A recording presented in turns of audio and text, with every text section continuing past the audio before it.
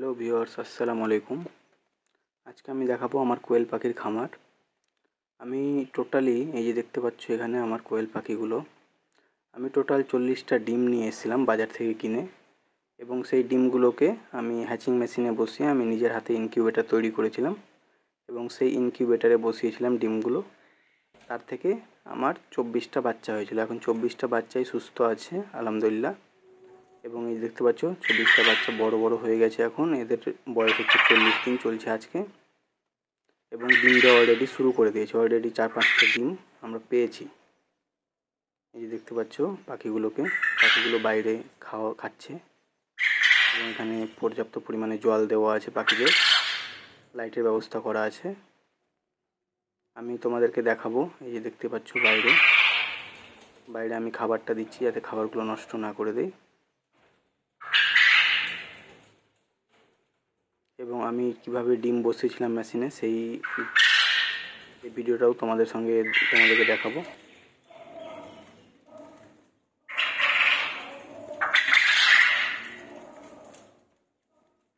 কোয়েল পাখির মূলত কোনো রোগ ব্যাধি হয় না, এবং কোনো ওষুধও দেই না আমি। ওষুধের কোনো দরকার পড়ে না কোয়েল পাখি পালনে। এবং পাখিগুলো দেখতে পাচ্ছ খুব সুন্দর সুন্দর। পাখিগুলোর ওজন মোটামুটি এখন 200 গ্রাম চলে গেছে, 180 থেকে 200 গ্রাম পাখিগুলোর ওজন।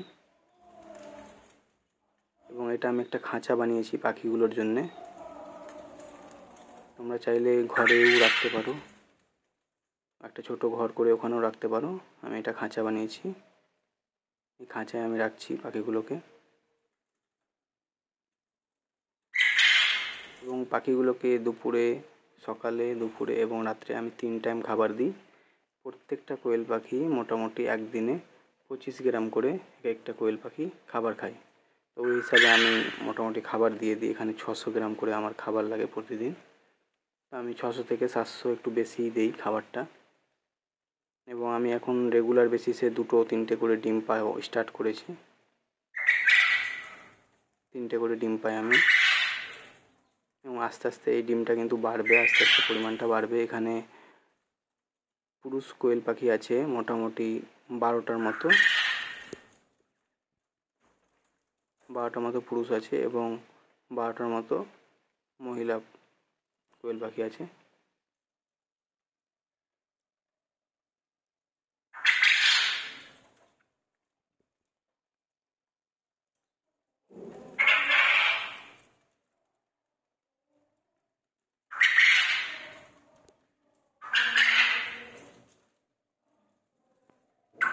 এখানে আমি তোমাদেরকে দেখাবো যে আমি কিভাবে হ্যাচিং করেছিলাম এবং কিভাবে ডিম থেকে বাচ্চা হয়েছিল, সেই ভিডিওটা আমি দেখাবো। এই যে দেখতে পাচ্ছ এখানে আমি 40টা ডিম নিয়ে এসেছিলাম। এই যে এই বাচ্চাগুলোই বেরিয়েছিল। এবার দেখাবো আমার হ্যাচিং মেশিনটা। এই যে আমার হ্যাচিং মেশিন। এই যে দেখতে পাচ্ছ ডিমগুলোকে আমি এভাবে মার্ক করে দিয়েছিলাম, এবং ডিমগুলোকে বসানোর পর দিনে 3বার করে ডিমগুলোকে ঘোরাতে হয়। টেম্পারেচার দেখতে পাচ্ছ এখানে 37 টেম্পারেচার রাখতে হয়, এবং ভিতরে আমি একটা ফ্যান লাগিয়েছি, একটা বাইরে ফ্যান আছে। যখন অতিরিক্ত গরম হয়ে যায় তখন বাইরে ফ্যানটা চলে। এই দেখতে পাচ্ছ এখানে 37 টেম্পারেচার।